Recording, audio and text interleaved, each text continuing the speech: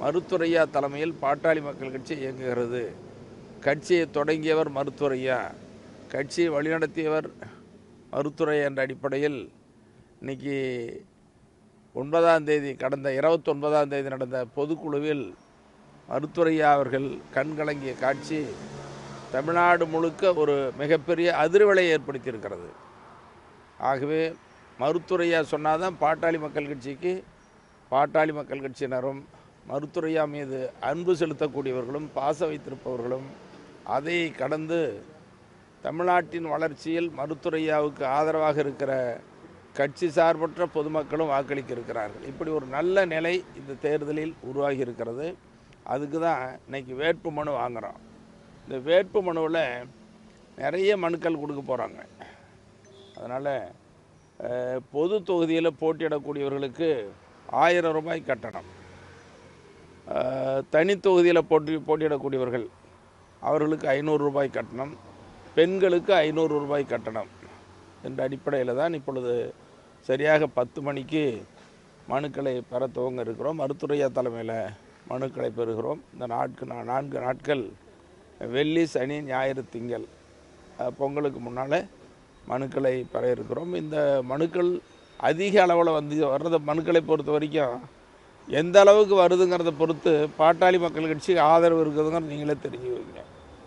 அந்தளவுக்கு இந்த தேர்தலில் மிகப்பெரிய வரவேற்பை பெற இருக்கிறது. மருத்துவரையா அமைக்கிற கூட்டணி தான் மிகப்பெரிய வெற்றியை பெறும், அதிக இடங்களில் வெற்றி பெற்று ஆட்சி அமைக்கும். இதுதான் வெற்றி கூட்டணிங்கிற நிலைமையை உருவாக்கும். கட்டணன்றது ரொம்ப குறைவாக இருக்கு. இல்லை குறைவினையெல்லாம் ஏழை மக்கள், பாட்டாளி மக்கள், உழைக்கிற மக்கள், இது ஒரு அடையாளத்துக்கு மனுக்கள் பெறுறது தானே. அதிமுக கூட அந்த கூட்டணி அன்புமணி தலைமையிலான அந்த குழு அணியினர் வச்சிருக்காங்க. அவங்க கிட்டத்தட்ட 23 சீட்டு வரையும் வாங்குறோம் அப்படிங்கிற மாதிரி சொல்றாங்க. அது எப்படி பார்க்குறது? எத்தனை சீட்டு என்னங்கிறது தெரியாது. என்ன சொல்கிறாங்க, இன்னும் ஒப்பந்தமே கையெழுத்தாகலை அப்படின்னு சொல்கிறாங்க. எவ்வளோ சீட்டுங்கிறத பற்றி நாங்கள் கவலைப்படல, அதை பற்றி நாங்கள் கவலைப்படல, அதை ஒரு பெருசாகவும் எடுத்துக்கல. மருத்துவரையா தலைமையில் பாட்டாளி மக்கள் கட்சி வலிமையாக இருக்குது.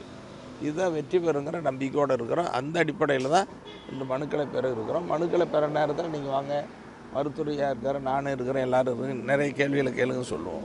வரக்கூடிய சட்டமன்ற தேர்தலில் நீங்கள் எந்த தொகுதியில் போட்டியிட போகிறீங்க? அதே தொகுதியில் நான் இன்னும் போட்டியிடுறதாகவே முடிவு பண்ணலை. மருத்துவரையாவுடைய முடிவு தான் கட்சியில் இருக்க எல்லாருடைய முடிவும். அவர் என்ன சொல்கிறாரோ அதை கேட்டு தான் நாங்கள் போட்டியிடுறதா இல்லையாங்கிறத முடிவு செய்வோம். விருப்ப மனு நீங்கள் அப்போ பெற போகிறது இல்லையா? விருப்ப மனு நான் கொடுக்கல, எந்த தொகுதியும் நான் கொடுக்கல எந்த தொகுதிக்கும்.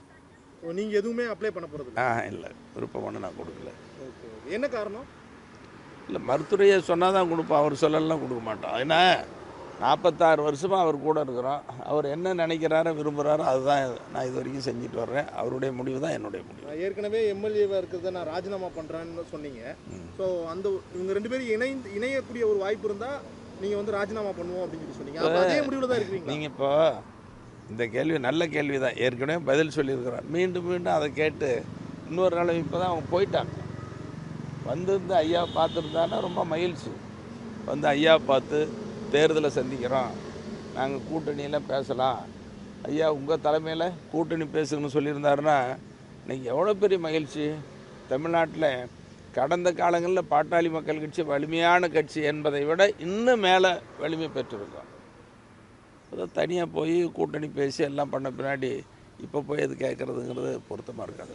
பிளே ஸ்டோர் மற்றும் ஆப் ஸ்டோரில் இருந்து பாலிமர் செயலியை QR கோடு மூலம் பதிவிறக்கம் செய்யுங்கள். செய்திகளை உடனுக்குடன் பெறுங்கள்.